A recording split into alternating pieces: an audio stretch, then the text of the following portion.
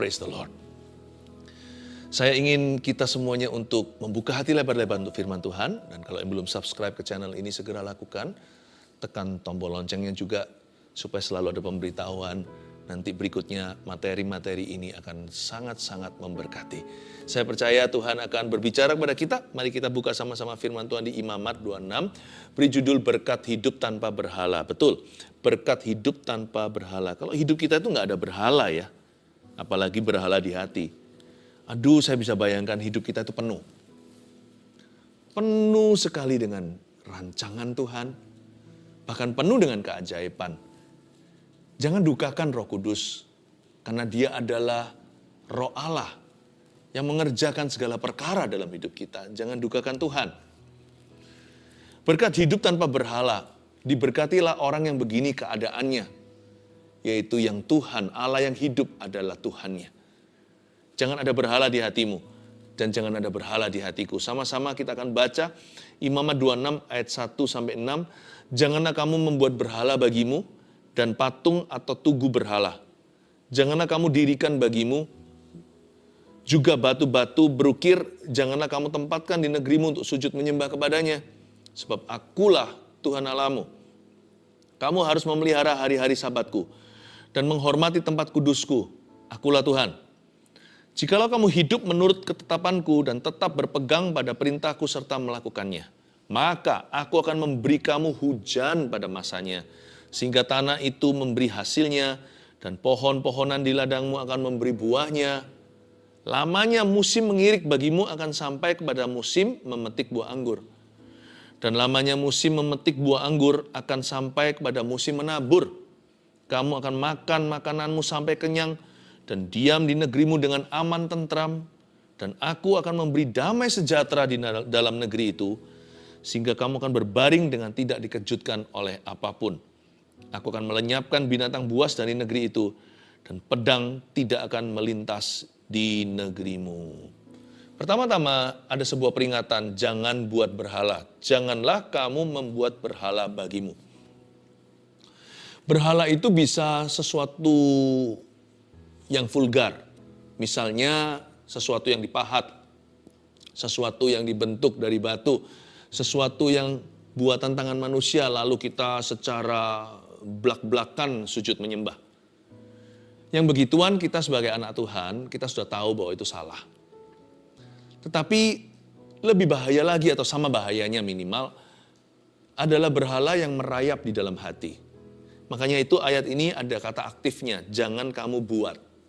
Jangan kamu membuat berhala, sebab berhala itu bukan hanya buatan tangan manusia, terutama buatan hati kita. Apapun juga yang menyerupai Tuhan dalam hidup kita, yang menempati Allah kita atau menggantikan tempat Tuhan di hidup kita, semuanya itu berhala. Jangan buat yang begitu. Masalahnya sekarang, hari ini itu bukan berhalaku, nanti mungkin tahun depan atau 10 tahun lagi, sesuatu yang gak kuduga itu jadi berhala. Misalnya waktu kita masih sekolah, kita nggak pikirkan penghidupan. Jadi berhala kita beda. Tapi nanti waktu kita sudah punya keperluan, kita punya tanggungan sebagai kepala keluarga atau pencari nafkah, wah tiba-tiba money is our new God. Bahkan beberapa orang rela untuk mencuri, mengkhianati demi supaya dapat apa? Supaya dapat uang atau money. Dahulu kala waktu kita masih SD, masih elementary, itu bukan masalah, itu bukan persoalan. Semuanya kan sudah ada yang namanya allowance atau uang saku dari papa mama. Tapi nantinya, apa yang dicari oleh orang uang, bukan Tuhan. Uang bukan Tuhan Yesus. Bahkan kita seringkali berkata, aku terlalu sibuk untuk pelayanan. Sebenarnya juga enggak sih. Karena kita itu kalau mau belajar untuk mencukupkan diri. Tapi kalau segala waktu kita, termasuk keluarga kita pun kita persembahkan di atas mezbah moneter, nggak ada waktu sama anak-anaknya, nggak bisa didik putra-putrinya, nggak ada waktu sama istrinya, semua everyday, pagi, siang, malam, uang. Lalu habis itu nanti gagal ginjalnya. Baru setelah itu cari Yesus. Berhala itu beda per orang. Setiap orang punya berhalanya sendiri. Karena setiap orang punya bibit bobot bebet. Setiap orang punya biak atau punya sifatnya sendiri, punya kebiasaan, punya manusia lama, punya daging. Kedagingan kita itu berbeda-beda, seperti ikan tuna dan ikan salmon kan beda juga flashnya. Apa yang merupakan godaan dalam hidupmu bukan godaanku, tapi godaan saya mungkin bukan godaan Anda. Kita harus mengerti lika-liku hati. Laki-laki perempuan harus mengerti lika-liku hati sendiri. Janganlah kamu, itu spesifik, personal sekali, personalize. Ini sangat-sangat individual. Janganlah kamu, membuat berhala bagimu. Personal idol. Atau berhala pribadi. Coba sekarang saya jelaskan beberapa jenis berhala di sini di bangsa Israel ya. Bagaimana ini relevan sama kita. Janganlah kamu membuat berhala bagimu dan patung atau tugu berhala. Ada dua macam penyembahan berhala di zaman Israel dulu. Satu berupa patung, yang satu berupa tugu. Yang patung di sini jelas-jelas vulgar seperti saya katakan tadi. Tapi mengapa ya mereka itu menyembah itu? Seringkali yang kita terus baca di Perjanjian Lama adalah patung Baal. Ya. Kenapa mereka terus terseret ke situ? Kenapa mereka terjerat?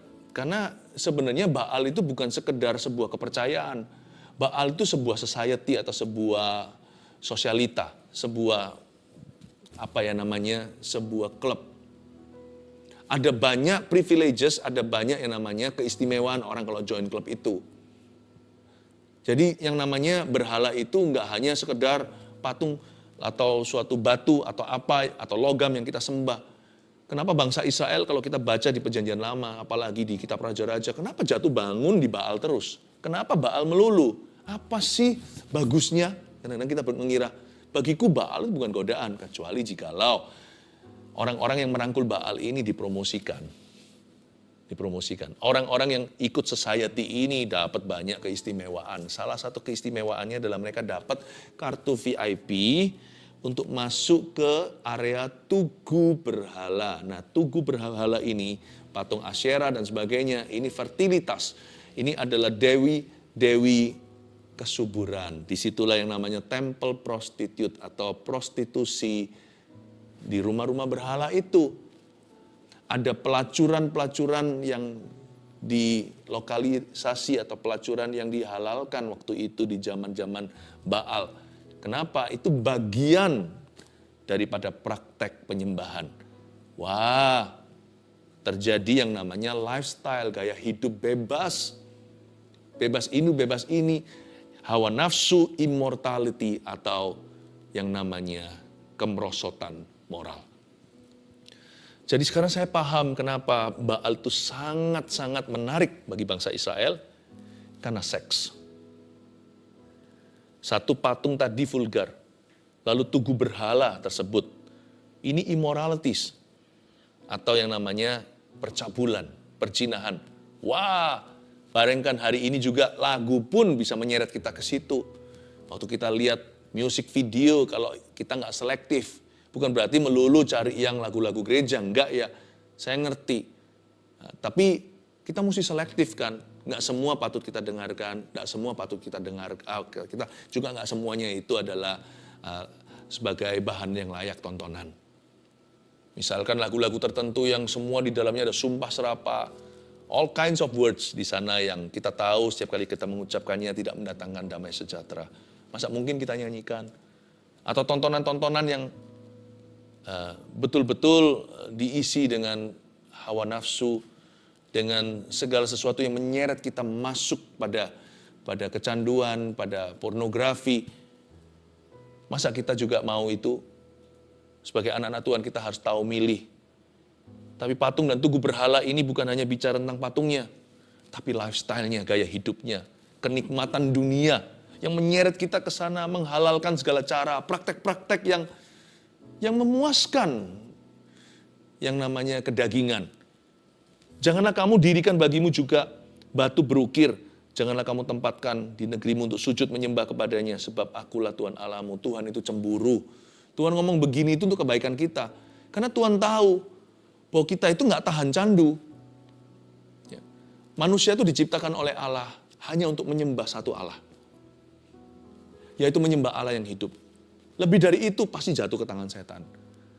Setiap laki-laki diciptakan oleh Tuhan hanya untuk menikah dengan satu istri. Dia nggak bisa punya banyak-banyak wanita. Karena nggak mungkin dia bahagia. Belum lagi nanti seperti Daud, berantakan saling membunuh anak-anaknya. Wanita juga sama, satu laki-laki. Perjanjian baru menekankan dengan sangat jelas. Kecuali jikalau ada yang janda atau duda ditinggal meninggal dunia. Ada kasus-kasus khusus seperti itu.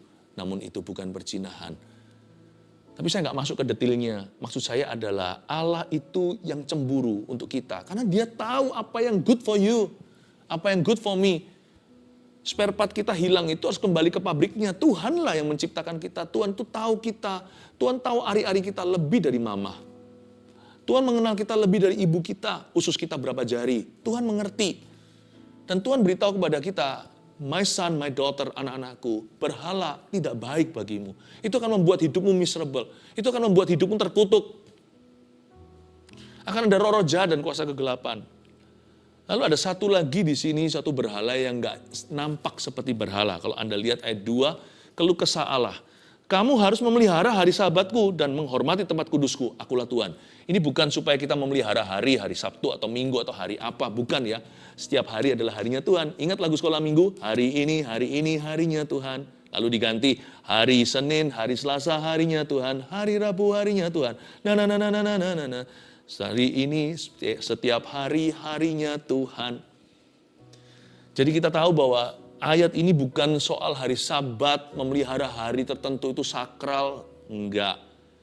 Tapi ini sebuah prioritas atau priority. Kamu harus memelihara hari-hari Sabatku. Disinilah yang masuk yang namanya dosa atau berhala, serakah. Bangsa Israel itu nggak mau break, nggak mau berhenti. Kalau bicara tentang cari perkara dunia atau keduniawian, mereka non-stop. Bahkan mereka nggak ada waktu untuk doa atau sembahyang. Nggak ada waktu untuk saat teduh pribadi atau saat teduh bersama. Udah nggak ada lagi waktu untuk family.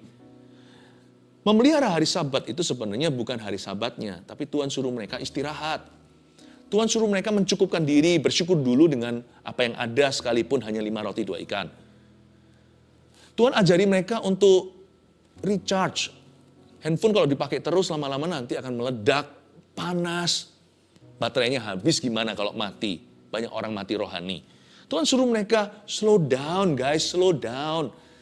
Belajar untuk tenang, bukan berarti lamban ya. Slow down itu bukan berarti malas. Tapi kita juga harus ngerti kapan berhenti. Hari perhentian yang Tuhan berikan. Dan mereka nggak mau. Hari Sabat disikat. Nanti tahun Sabat juga tahun ke-7 sikat pula. Yobel juga nggak ada. 49, 50 itu. 7 kali 7. Bagaimana tidak? Tuhan melihat gini kan duka. Itu tanah di-abuse. Tanah dilecehkan. Makanya awal-awal rawitnya pedas. Kemudian lomboknya semuanya hambar. Ya kan? Kenapa? Karena tanah tidak istirahat. Orang-orang di bawahnya semua stres di sekelilingnya. Karena dia membuat dirinya stres, buat orang lain semuanya stres. Tidak ada waktu untuk berdoa. Tidak ada persekutuan intim dengan Roh Allah. Apa-apa semuanya pikirannya hanya berdasar logika, tidak ada firman Allah. Pernikahan mereka juga akhirnya dicobai di luar batas, di stretch atau ditarik ke kiri dan kanan. Seperti dipaksakan. Kenapa? Tidak ada waktu lagi untuk bicara hati ke hati. Semua hanyalah duty, tugas melulu. Tuhan bilang pelihara hari Sabat, slow down. Taruh Tuhan di atas. Lalu habis itu manusia, baru uang dan barang. Setelah Tuhan dan orang. Lalu dari orang itu pun kan ada prioritas juga. Keluarga jangan dibengkelaikan. Tugas Anda di rumah jangan bagusnya di luar, tapi di dalamnya gak keruan. Orang-orang yang terdekat dengan Anda itulah, di situ Anda pertama-tama jadi berkat. Apa yang merupakan tanggung jawab Anda yang utama? Jangan hobi ditaruh di atas pekerjaan utamamu. Panggilan ya panggilan, setelah itu semuanya ditambahkan. Kalau kita tidak belajar waktu sekolah, nanti pada waktu kita ujian kita nggak bisa apa-apa. Pikirannya itu tidak pada tanggung jawabnya, responsibility harus didahulukan. Tuhan itu bilang hari Sabat, itu bukan bicara suruh mereka memelihara hari, tapi suruh mereka untuk punya priority atau prioritas hidup yang benar. I love it. Dari pelajaran ini hidup tanpa berhala kita kelihatan sekarang kan. Kalau berhala itu bisa sesuatu yang nyata, vulgar gitu, atau bisa imoralitas, atau tergiur untuk iming-iming dunia dan setan. Kepercayaan nomor 2, Baal itu tiada artinya, mau Baal mau Tuhan. Bahkan banyak orang ikut Tuhan pun dengan maksud tertentu. Tuhan yang hidup dijadikan berhala pula. Gimana kita seringkali lakukan itu. Dan memelihara hari Sabat ternyata orang-orang ini tidak mengerti kata cukup. Coba lihat ayat 3, Tuhan berkata, ini batinnya Tuhan berbicara begini, jikalau kamu hidup menurut ketetapanku, if only you will, jikalau engkau mau saja hidup menurut ketetapanku, dan tetap berpegang pada perintahku serta melakukannya. Di sini Tuhan komplimen namanya a life of obedience, atau hidup ketaatan. Tidak ada yang bisa menggantikan, kita mesti taat sama Tuhan. Berkat hidup tanpa berhala, itu nggak mungkin bisa kita melihat berkat demikian. Kita mesti taat sama Tuhan. Cara mengalahkan berhala dalam hati gimana? Taat sama firman. Udah langsung kalah semua berhala. Taati firman Tuhan. Udah semua berhala kalah, yang nampak, yang nyata, yang di dalam, di luar kita. Jikalau kamu hidup menurut ketetapanku, itu firman Tuhan ya, tetap berpegang pada perintahku.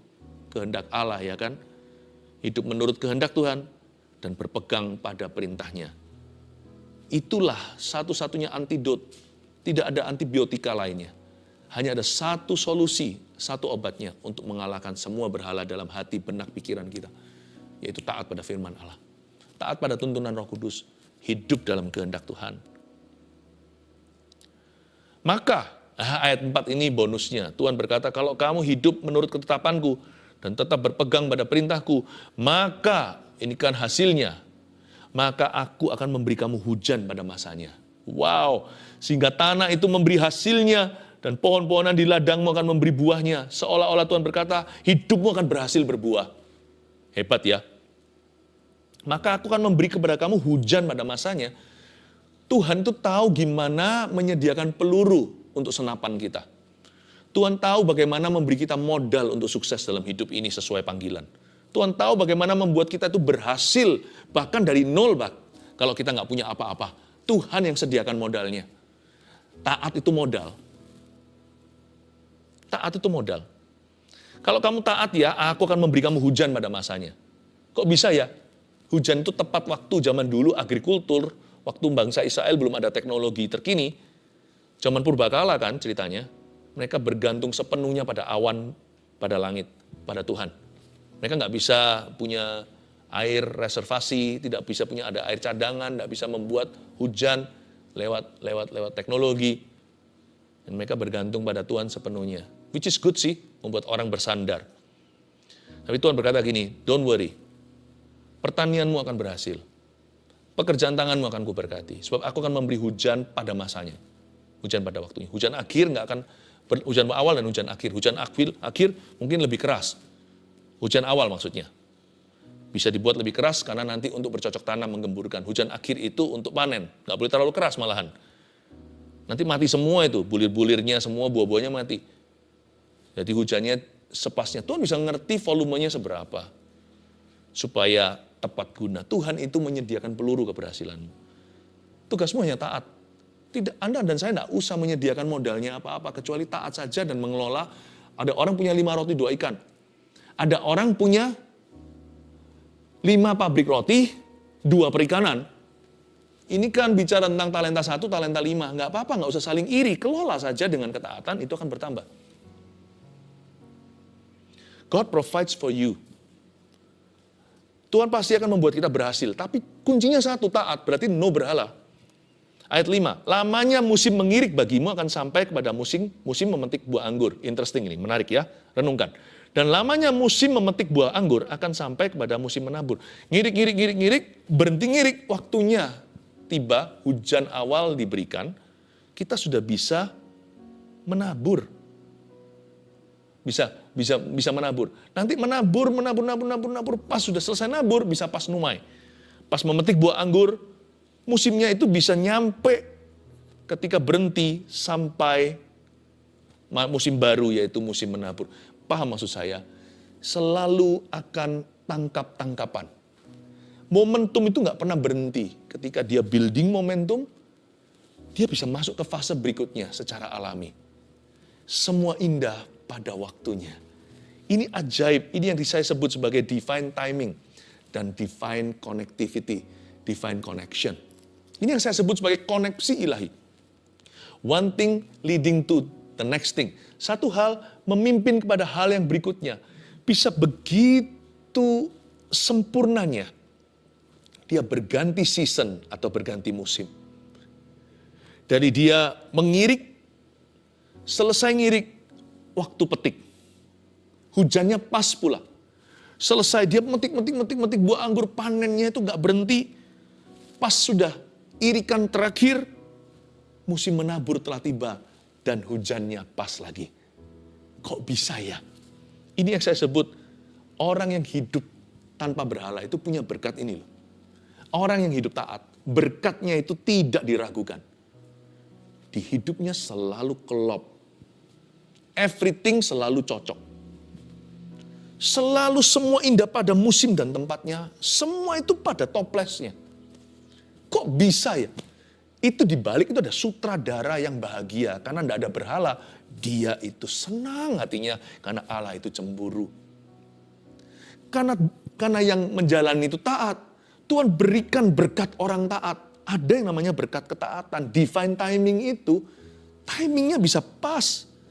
Cocok terus. Bukan berarti hidupnya mulus, tidak ada masalah. Siapa bilang? Hidup kita penuh tantangan. Tapi semua peluru setan yang ditempa melawanmu setiap senjata, bukan hanya nggak akan berhasil, tapi justru menjadi peluru keberhasilanmu. Aneh, hidupnya itu penuh dengan sutradara, penuh dengan rancangan seorang sutradara yang nggak kelihatan, yang merancangkan keajaiban, minimal kebaikan. This is just amazing kalau saya baca ayat 5 ini, luar biasa divine timing, koneksinya. Kok bisa ya? Itulah berkat orang taat. Tapi berkat orang taat itu lebih dari itu. Ada berkat ketaatan yang lebih dalam lagi. Bukan kejadian di luar. Tapi di dalam hati. Kalau Anda lihat ya, orang taat itu kenapa bahagia. Hidup tanpa berhala itu paling enak. Termasuk berhala yang vulgar jangan. Kenapa? Karena itu mendatangkan kuasa gelap di rumahmu. Mendatangkan kuasa roh jahat di dalam hidupmu. Paling enak itu hidup sama Tuhan. Dia Allah yang hidup kan. Kita nggak usah bawa-bawa kemana-mana. Karena dia bukanlah sesuatu yang dijajah oleh panca indera kita. Jadi kita kemana bawa hadirat Tuhan itu paling enak. Karena hadirat Tuhan itu Immanuel, dia beserta. Kenapa sih kita menggantikan Tuhan dengan roh agama? Kenapa sih kita menggantikan Tuhan yang Allah yang hidup itu dengan berhala? Rugi kan kita?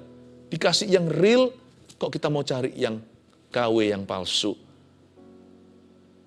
Dan berkat orang yang taat itu ini, dimanapun dia berada, kemanapun dia pergi, dimanapun dia meletakkan kepalanya, baringkan badannya, pejamkan matanya, lihat ayat 6. Dan aku akan memberi damai sejahtera di dalam negeri itu, sehingga kamu akan berbaring dengan tidak dikejutkan oleh apapun. Enaknya kalau hidup sama Tuhan itu, punya masalah tetap ada damai sejahtera. Nggak punya masalah, sukacita Tuhan itu nggak bisa tercuri. Damai itu di hati. Berkat orang yang taat itu sungguh-sungguhan ya, kalau saya sebut, simple aja. Hatinya nggak takut apa-apa. Nggak takut apa-apa, sama sekali. Damainya itu loh, bukan berarti dia nggak ada alasan takut ya. Tapi dia nggak bisa direnggut roh takut. Dia membaringkan dirinya dengan tidak dikejutkan oleh apapun.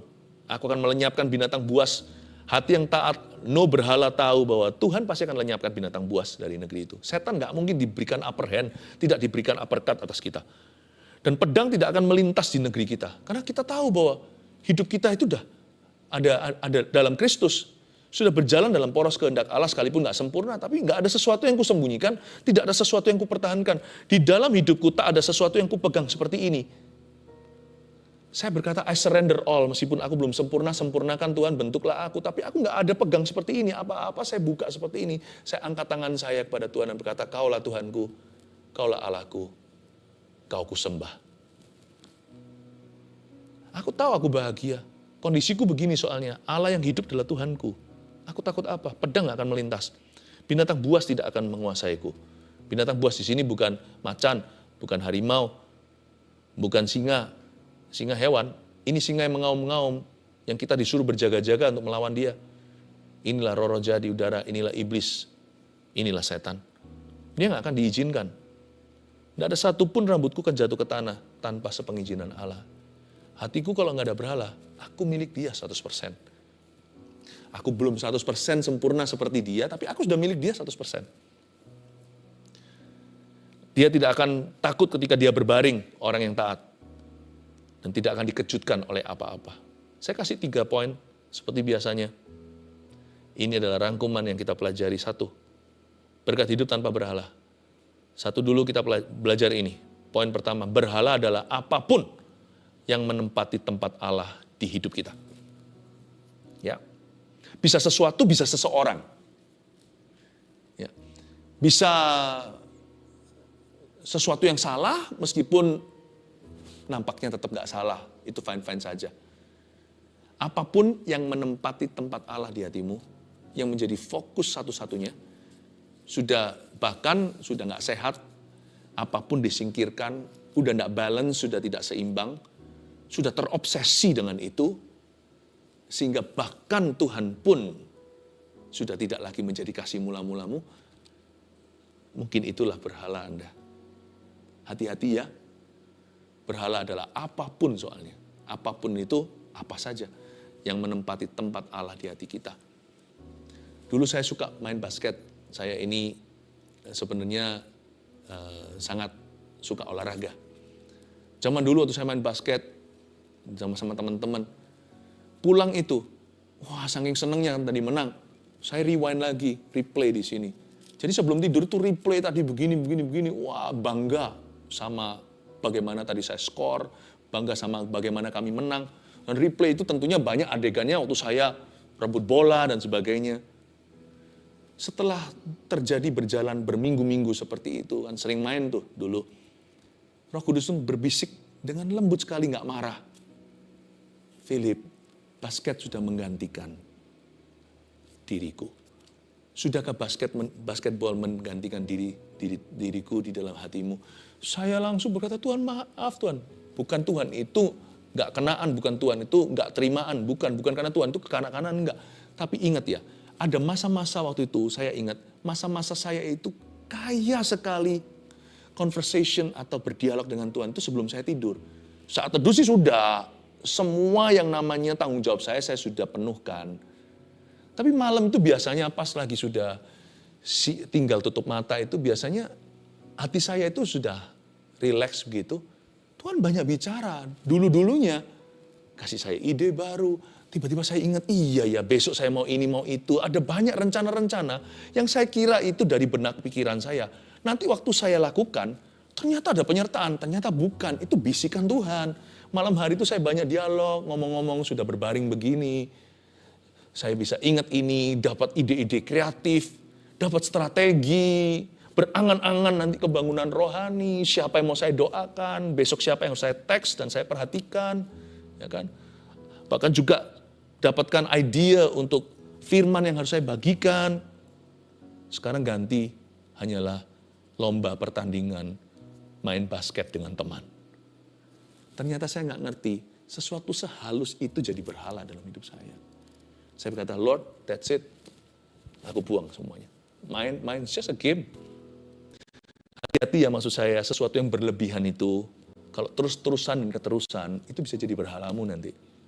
Makanya itu hidup itu harus ada remnya. Kita perlu spurring dan balancing mobil kita supaya jangan miring. Itu adalah dengan firman dan Roh Kudus yang bicara. Firman pun kalau kita baca begini aja kita nggak terdeteksi. Sampai Roh Kudus bawa firman itu dan memilah sum-sum dan sendi. Dalam hati kita ada MRI seperti ada MRI untuk bisa melihat dalamnya. Tuhan bilang, kayaknya ini berhala dan kita tahu, dan kita tahu. Yes, it's true. Ini sudah jadi berhalaku. Lepaskan itu. Berhala adalah apapun yang menempati tempat Allah di hati kita. 2. Tanpa berhala, ini janji Tuhan. Hidup kita akan berhasil dan berbuah untuk kemuliaannya. Kalau saya bilang berhasil, jangan anggap sukses duniawi, selalu kita itu urusannya selalu pikirannya itu materi. Bukan ya. Berhasil itu hidup secara penuh, lengkapnya, termasuk penyertaan penyediaan Allah tentunya. Tapi bukan itu saja. Tanpa berhala hidup kita akan berhasil. Saya percaya itu. Makanya dikatakan di sini, aku akan turunkan hujan pada masanya supaya sehingga tanah itu memberi hasilnya. Kata sehingga tanah itu memberi hasilnya, itu terdengar hidupmu akan berhasil untuk berbuah. Dan berbuah untuk kemuliaannya. Hidup kita tidak akan tersandat-sandat. Tersandat-sandat itu nggak akan. Hidup kita tidak akan terpongah-pongah. Hidup kita akan berhasil dengan gilang gemilang dan berbuah untuk kemuliaannya. 3, berkat orang taat adalah, ini berkat lebih besar itu, adalah hati yang damai sejahtera dan tidak takut apa-apa. Saya berdoa dalam nama Yesus, berkat hidup seperti ini ada dalam kehidupan Anda, keluarga Saat Teduh. Please, mulai hari ini kita perangi berhala di hati. No idol, tidak ada berhala. Only Jesus Christ, hanya Yesus Kristus.